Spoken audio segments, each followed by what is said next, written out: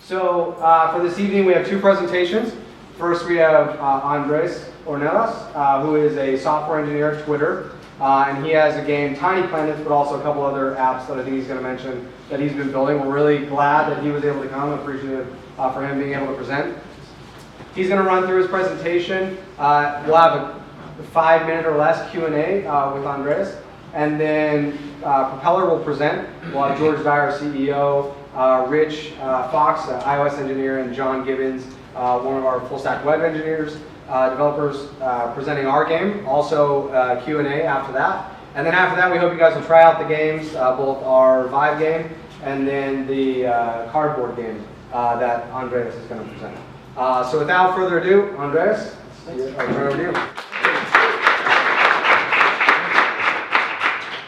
Thanks a lot for coming, and thanks to Propeller and all you guys for organizing this. I'm really grateful to have the opportunity to share some of the things that I've learned while building my first VR app and some of the lessons along the way. I should say that all the demos that you'll see are open source. I have some links at the end, so if you're interested to find out how it actually works, of course we can talk about it after this, but you can also have the code so you can play like yourself. So yeah, so I'm going to present Tiny Planets and other gravitational explorations like that one. That's not Tiny Planets, that's kind of like a spin-off. I'll talk a little bit more about that later. But so I can't talk about Tiny Planets without talking about why I make Tiny Planets. These two beauties here are my daughters, Natalia and Olivia, and as you can imagine, they changed my life completely. Before having kids, I thought that there was no way I was going to have time for side projects anymore, and I was right. Except that having kids also gives you certain focus that you didn't have before, because you have such limited free time that you make damn well sure that you make good use of it.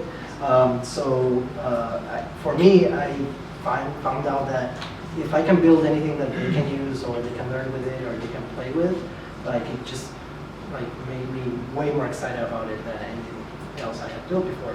So I always had side projects, but I kind of like would start something and then do other stuff. But once I had them, like anything that I saw that they could use, I just went for it. And most of the time, I did side projects to learn some new technology that I was interested about. So by the time Natalia was old enough to show any kind of interest in things, like it was very clear that she was an astronomy fan. So I decided to build. That was around the same time that Google was coming out with Android Wear and the whole watch platform, and I was very intrigued by it, especially by the constraints, because when you're constrained, kind of like in Twitter, right? You have to tweet and you only have 140 characters, you have to get creative in how you use them. So that showed me that when you're constrained, you have to really think careful about your UX and how you're going to use the paradigms of the platform. So I became familiar with it. I learned kind of like the language of the UI. You learn to follow the rules, but also like when to break them. Because like, for example, Android Wear always says you're supposed to do like vertical first and then dive in horizontally. I don't know if you used to watch like that, but that's like the main thing. But it didn't make sense to put all the planets vertically, it just didn't feel right. So I was like, I did it like that, and then I just flipped it 90 degrees and it worked perfectly. So I think that kind of translates to VR very well, where you have like different constraints and you have to learn. Everybody's kind of experimenting right now with what works and what doesn't. So it's kind of the idea of this to share that. So I did this app. I still adding features to it. It's in the Play Store if you want to get it. And I was like really blown away by seeing my daughters kind of learn from it and engage with it. But around the same time, something else pops up. And this is Natalia's first time using a little cardboard.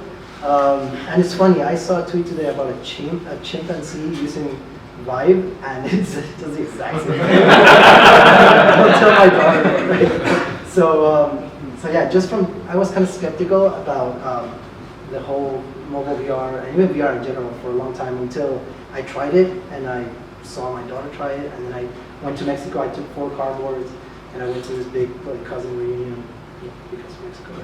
And then, we ended up playing shots and VR roller coaster, and it was the life of the party, and I was like blown away by like how, not just here in the tech community, like people are interested in it, you just show it to someone who like doesn't have anything to do with this world, little bubble that we're in, and they're still blown away by it. So after seeing that, I was like, all right, I have to build something for cardboard. So then this was my first attempt. I had never done any kind of 3D gaming or used Unity at all, but I was just like, all right, let's see what happens. I just downloaded it, started to play with it, and my idea was to build a very simple like 3D shapes around you, vertical shapes, and then when you like stare at one, it says the name. So I just figured that's the like lowest barrier of entry educational thing I could build. You notice it looks really crude. I had no idea what I was doing. And I realized from doing that all right, I need some help. I need to learn like a little bit more structured. So then I found out this weekend workshop. That's what I actually learned. That it's a 3-day workshop at Upload, a VR collective. And there I learned so much. Like basically I went from not knowing anything about Unity to actually building a pretty much a first-person shooter. That's kind of like one of the other students trying my version out. So after that, I realized like the thing that struck me the most is how much you can do with very little work. Like I don't know how many of you here have played with Unity or game development in general, but like you just like drag stuff, tie stuff together, write maybe 10 lines of code, and you have like games. So with that knowledge, then I set out to like, all right, what am I gonna build? And I knew I wanted to do something like very simple, something that my daughters could use, something kind of like astronomy-based, loosely or something like that. And then, so I was really intrigued by this demo that I saw. I don't know if you play with cardboard, but this is one of the main demos that they have. They call it the exhibit, where you have like art pieces and they use head tracking to move the object. So instead of you looking around, you're fixed, and then the object moves in front of you. And it gives you this very like natural way of, as if you had it in your hand and you're turning it around. So I was very intrigued by that. And then I saw this other app called Star Tracker VR, which did an interesting thing where they mapped the sky in the outside of a sphere, and instead of you being inside the dome and looking outward, you're outside the sphere and moving it. And it doesn't translate very well here, but it feels very natural. You feel like you have a globe and you're actually moving it that way. So when I saw that, I was like, okay, I want to just build that, a sphere just that I can manipulate to see how that works, because I was intrigued by this. So then, since I took the weekend workshop, I knew the first thing you do when you want to build something is you go to the asset store and you download the shit out of it.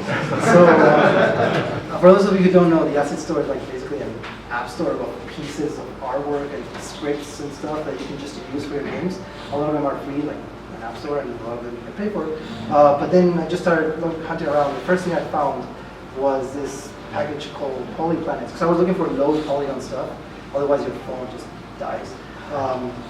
And so I was like, all right, that's a good direction. And then I figured I need a character, so I searched for some kind of character, and I got this thing we can do. There was a girl version too, which I wanted for my girls, but it had a weird hat with like a second head.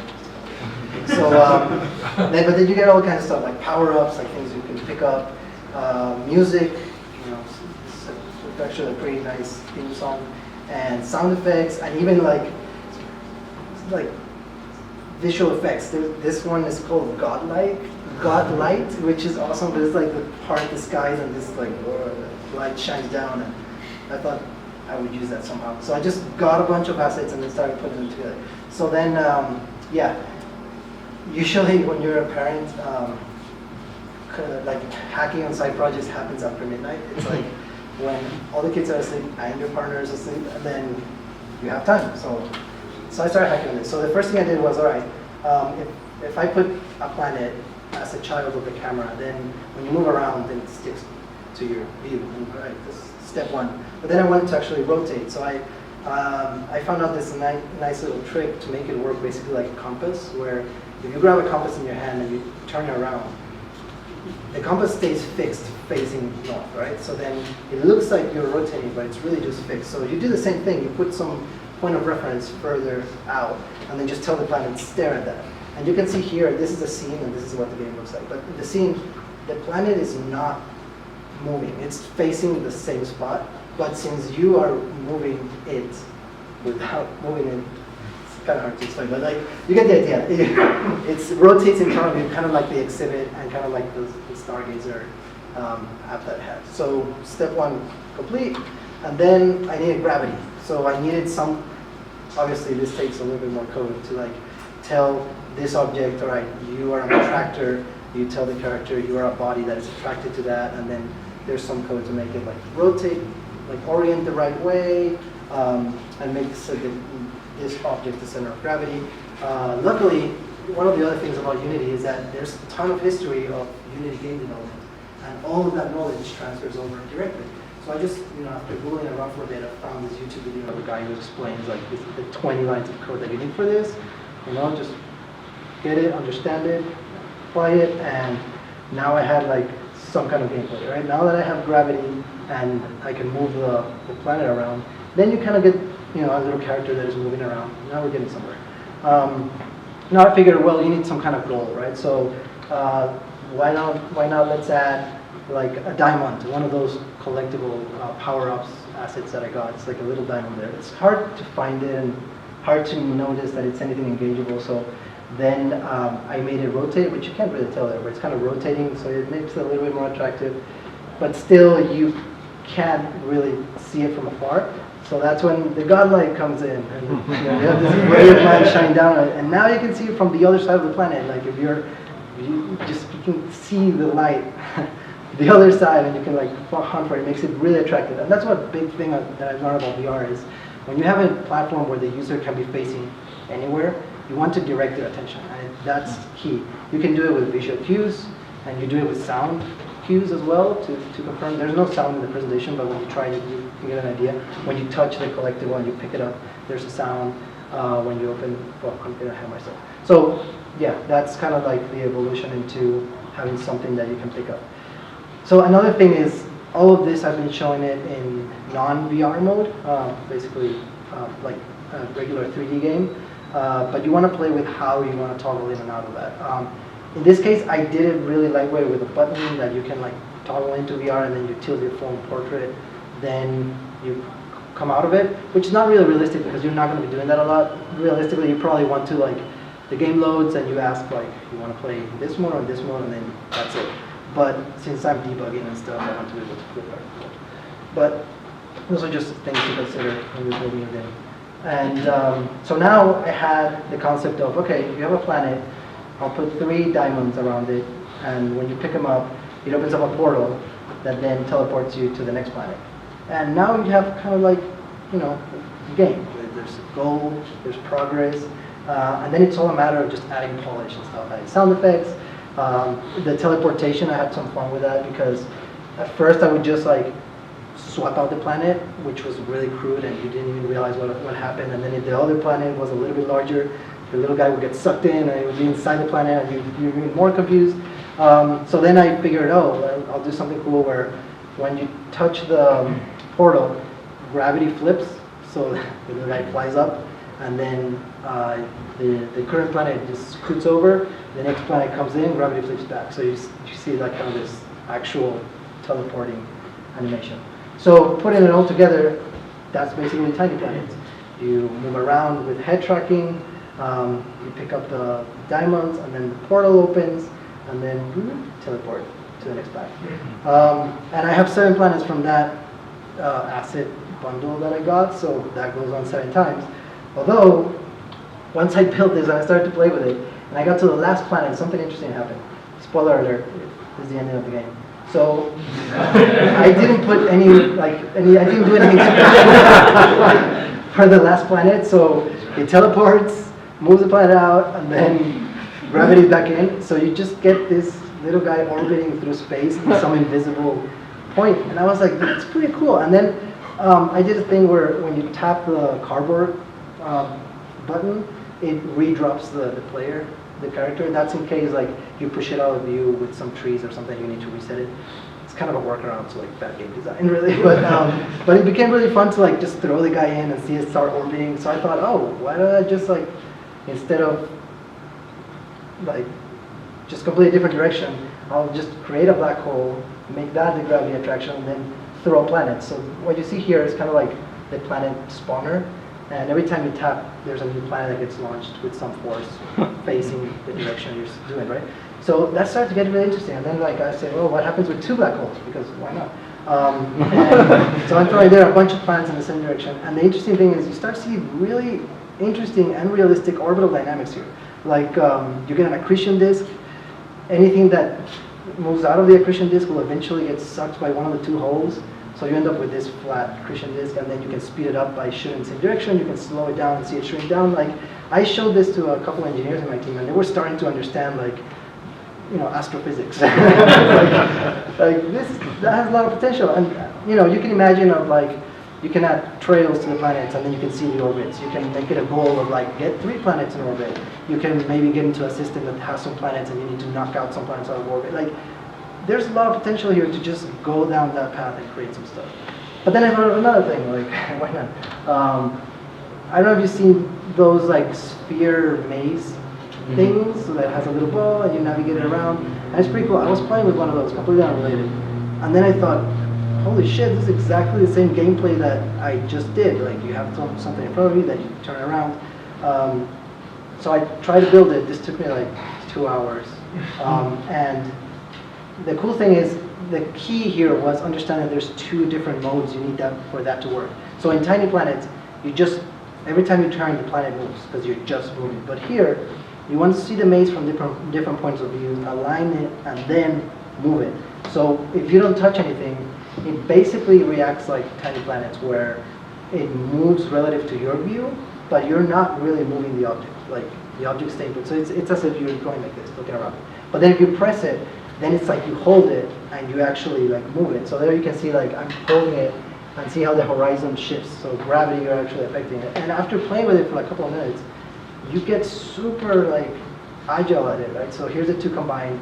I'm like aligning the view and then like tilting it forward, get the ball in, and then, you know, you want to see it from another side and then tilt it that way.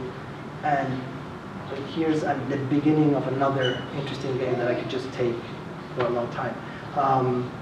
The other cool thing about this, I played with sound cues as well. I put a collider in the middle here, so when the ball goes through, there's a little chime. And every subsequent ramp, the chime goes up in pitch, so it's kind of like ding, ding, ding, ding, ding, and you can imagine that at the end it's like ring, stars, fireworks, and success, you know? So yeah, so that's Tiny Planets and kind of 2 or 3 gravitational explorations, as they call it. Just like things with very little work that you can just start building. And any of these could be a full-on game if you spend a couple more hours on it, and I plan to do so. So yeah, that's Tiny Planets. Here's a bunch of links, links to the apps, all the code, this presentation, my Twitter profile, that sort of thing.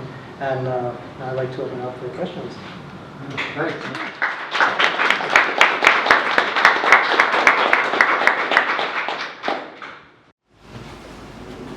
Yeah. Were those black holes or more like dark suns? Yeah, there's a lot more I need to put in to actually make it into a black hole. It's basically a black sphere. Dark sun. But yeah, the idea was that it's a black hole because if a planet collides with it, the planet dies. Okay. There's a sound effect to it. I would need to add some kind of like particle effect or something so you understand more what's going on. But like I said, these are just like just experimenting with it. With a little bit more polish, you can make it actually much more interesting. Yeah, good question. Any other questions?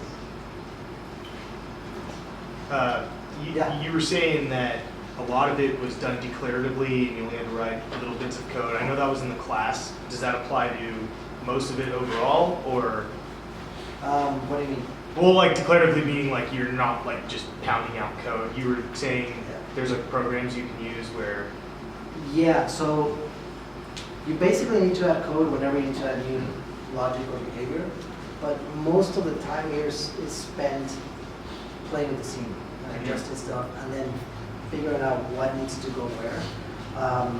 But yeah, so like there's some code for the gravity, there's some code for the like interacting with the things, for the teleporting. But yeah, the development process is mostly like set some things in the scene, figure out what I want to do, maybe write a little bit of code. But yeah, it's very different than like writing an iOS or Android app where you just write like hard code and then like maybe messing with views. It's kind of flipped in that sense. But yeah, I think in total, Tiny Planets is probably right now about, it must be less than 200 lines of code. Oh, wow. It's not a whole lot. Because there's not a lot of logic. It's mostly nesting objects and tying them up together.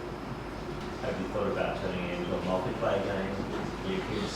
No, but it's a good idea. Two characters. I thought about like, I mean, the thing about this is there's so much potential and it's so easy to do that I have way more ideas than I have time to code. I've thought about like, maybe there's like, I don't know if you noticed that asset with the character had like a slime slug thing. I was thinking of adding slugs like that are just going around the planet, you have to avoid them or something. Like, you just, yeah, you can use multiplayer. That's another thing. But yeah, that's what I did.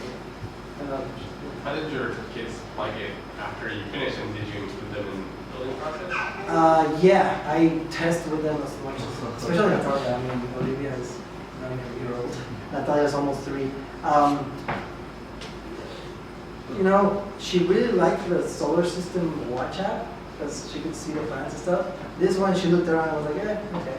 All right, that's a bummer, but I know you'll get it someday. You're not mature enough to appreciate the wonder that's happening here. But you know, it's fine. I mean, I think I have more fun with it right now. But yeah, I mean, maybe it is a little bit too advanced for her right now, but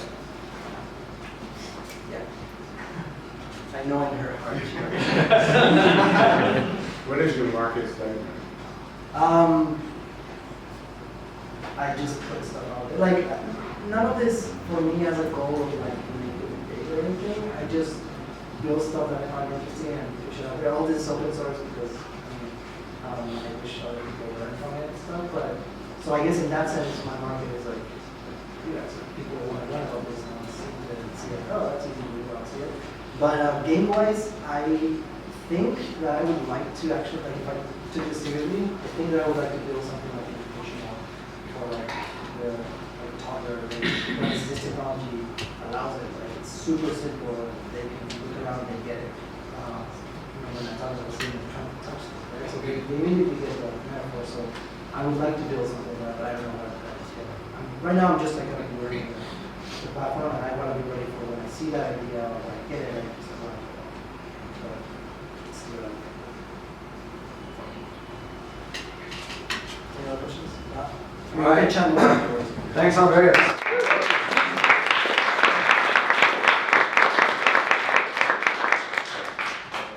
We're going to invite the propeller team up, so give them a second to get set up and then I'll kick it off.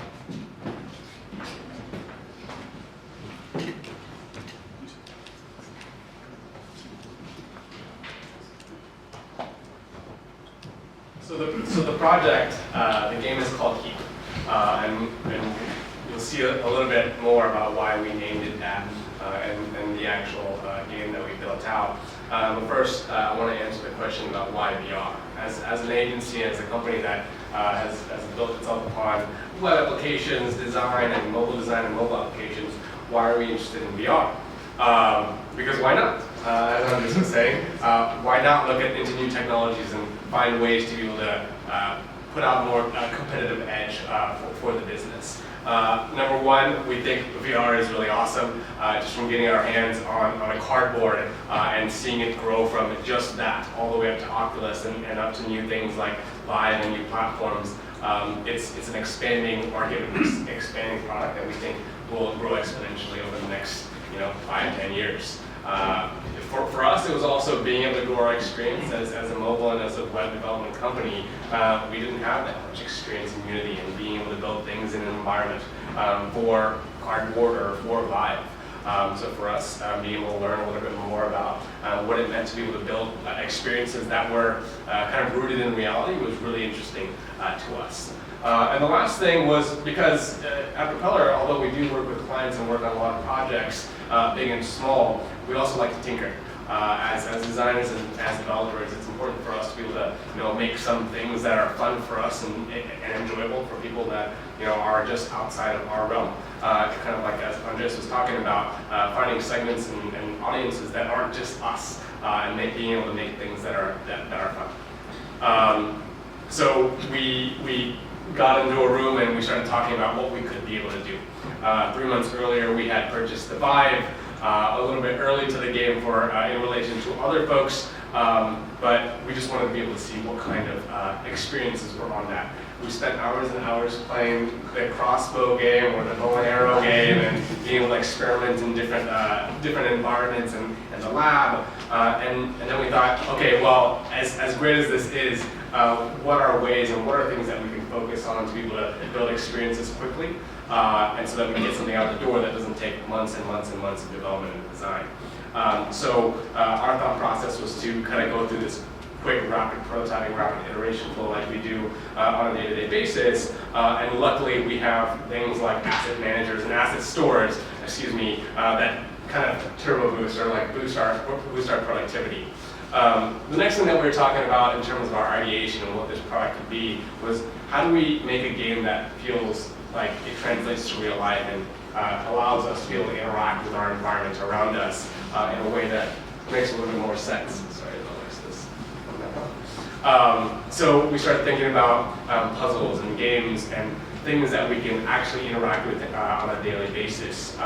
And that's where we started coming up with this idea of blocks. Being able to play with blocks, stack blocks, play with the physics and the mechanics around it. And soon we started coming up with what I call, although I'm not sure if you guys call the same, kind of a reverse Jenga, like reverse human-sized Jenga. Is what I imagine it, but it's stacking blocks and trying to make sure that they stay in order so that you can go as tall a tower as you need. Once we started working on that and coming up with the concept behind that, we were trying to figure out ways to make it more competitive and more game-like so that it's a little bit more addictive than just creation construction. And that's how we came up with the idea of Vive. I'll show you a little,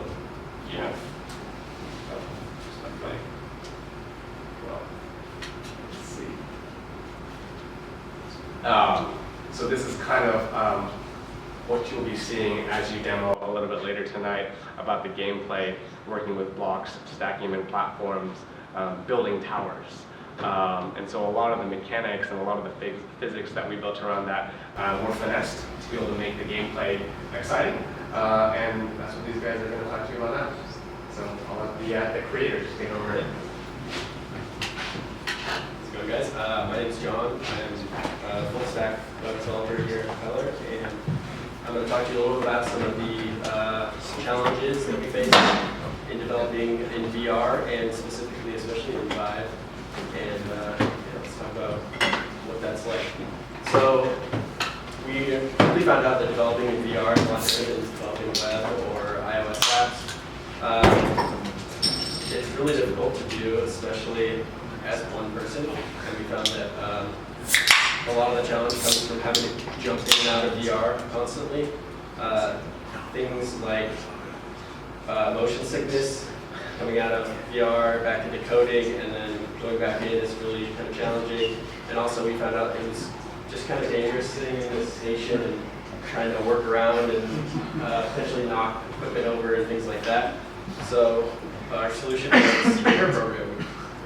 This is a little bit different than the traditional sense of pair programming, where you're just looking over someone's shoulder and kind of criticizing their code. This is more one person being in VR and the other person staying out and doing the coding and the adjustments in Unity. And so we found that that was really the ideal way to work, and it really was by far more efficient than just trying to do it alone.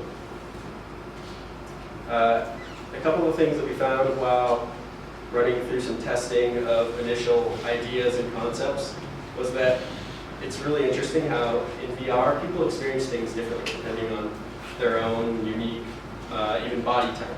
So for instance, height was a big factor in one of our early concepts. So we had this kind of elevator that you could rise and you could go up and down on by pushing a button. And we found that that was really challenging for different people based on the height of where you put the buttons. So some people had to really bend down to push them, and it was pretty challenging for them to use, and it just wasn't a good way to play the game. So the solution was to integrate the lever into the controller, and we found that that was the solution, as you'll see, for a lot of things was use these amazing controllers that Vive has given us. And now Rich is going to talk about some other challenges. Thanks. Yeah, so we wanted to build some kind of menu system in the game, so we could display some data to the user about the current state of the game and give them some options of blocks to spawn. So our initial iteration of that was to affix a menu bar at the bottom of the screen that would follow your viewpoint as you look around, and we put two boxes on the left and right that you could grab different block types out of, and a label in between that that displayed either time or height depending on the game mode. And you can see that in the image here. And so then we gave that to people to test and discovered it wasn't as natural as we had initially anticipated. Things like accidental spawns and just trying to spawn collisions with other blocks made it difficult to use, and testers reported it as being just feeling like it was in the way. So what a lot of people requested was just to have it as part of the controller to spawn a block. And so we decided that making it just the controller, the trigger seemed the most natural, because that seems to be the button that everybody is instantly pressing as they grab the controller. So we removed those spawn blocks. We made the trigger spawn the blocks, but we kept the time and the height indicator label on the bottom menu following the user's view. The only added work on that gave cause for us was we had to implement more logic to figure out if the user is using that trigger to pick up a block, using it to spawn a block, or if they were trying to spawn a block inside of another block. And that's what that looks like. The next bit of discovery we went through was keying in text. Basically, at the end of the unlimited play mode, once your stack falls over, it'll let you input your name for a high score list. So we were trying to figure out the best way to have key input, and our first thought was, well, we'll make it the interaction like real world interactions. We'll build out real buttons and have the user press them. And we tried that. We made this ugly thing, and we figured out that the interaction didn't translate exactly how we thought. You have 10 fingers in real life and 2 in the virtual world.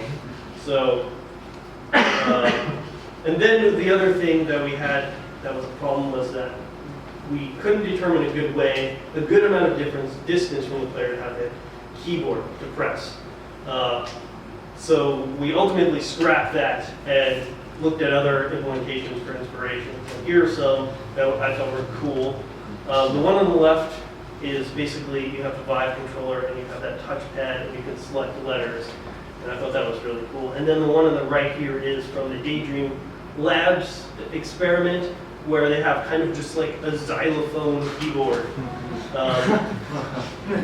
But ultimately, I did more research and I found that there's actually a system API for showing a keyboard in the Steam VR, and it's actually pretty easy to implement. The only thing that wasn't easy about it was to figure out where the documentation to do that was. But eventually, going through and finding you can go Google search and eventually find a Steam forum post that explains it.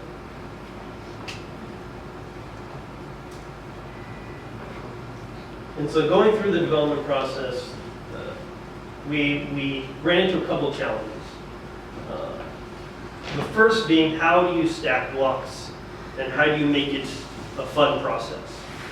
And then the second was, how do you stack several blocks and then track how tall that is and then figure out when it's fallen over? So the first point, stacking. We started with stacking normal physics. And this was the default Unity settings for the physics of the blocks. And it wasn't very fun. If we had stopped there, the game would have been very short. So we played around with that. We adjusted the physics parameters on the block object, the mass, and we threw the drag of it way up. And it ended up being just way too easy. So we toned it down a bunch, and we found somewhere in between realism and just crazy floating blocks. And we found something that seemed relatively natural, but still not full of a few blocks. And then we added another element to the game, which was like in floating blocks that just kind of were guides. So as you build, you can kind of lean on the tower or build into them, and then keep going even higher. So for building stacks, we wanted to detect the height of the stack and figure out when it fell.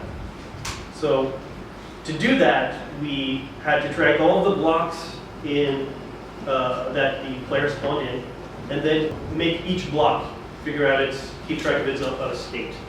And so each block will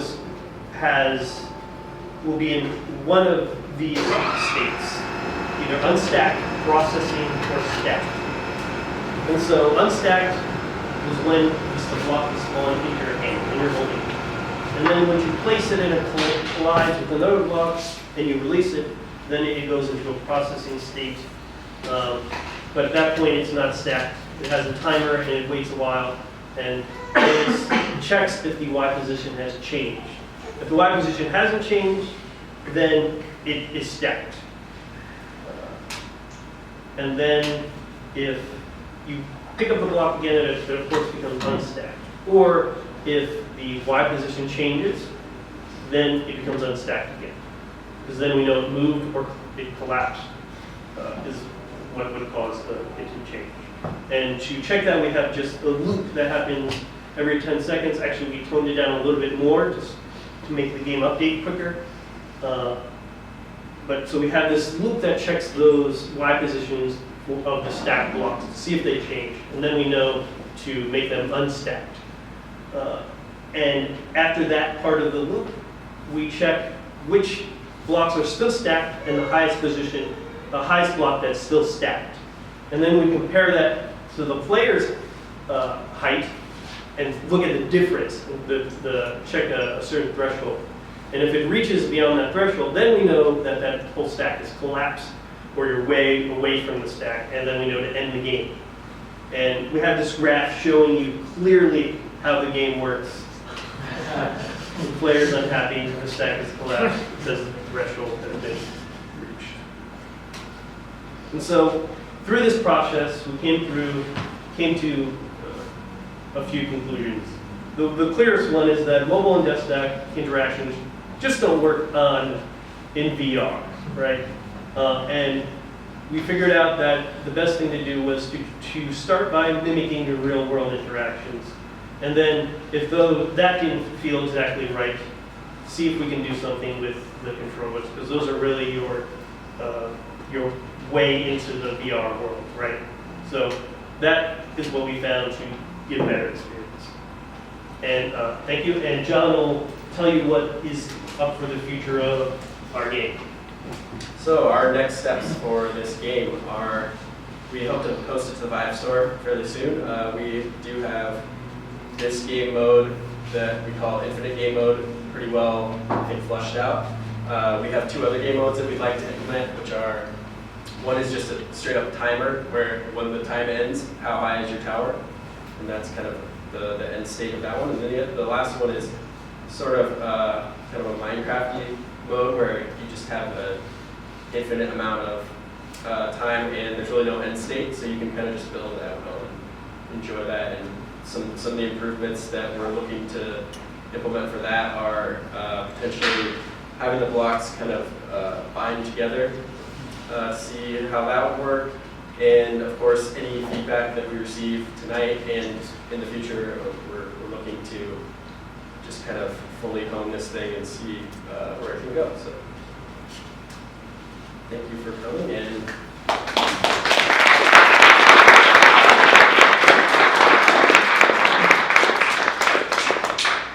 Some questions? Does your game incorporate any engineering concepts like triangular structures versus parallel structures? Or, triangle being inherently more structural than say a parallel structure or anything like that? Do you incorporate that into the building block? Yeah, that's a good question. We did think about that, and I think if I understand your question correctly, what I found out is that the first time someone plays the game, they'll stack like just a bunch of blocks straight up, and then it collapses.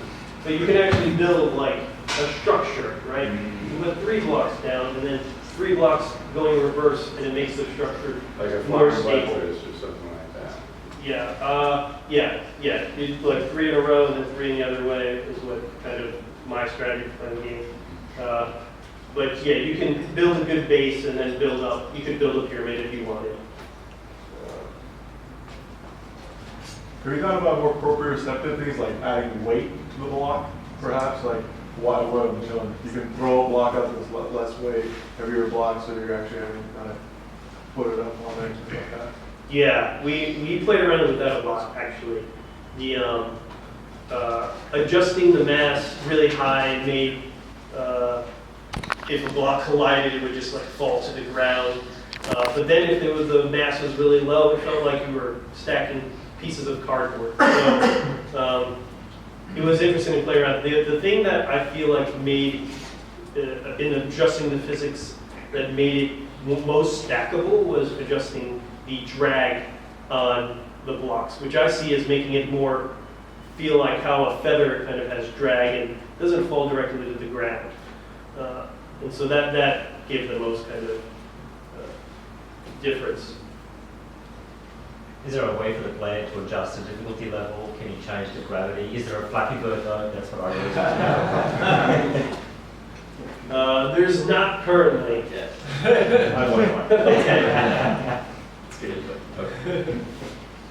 So you said that the game ends when there's a differential between the height of the player and the top of the highest stacked block.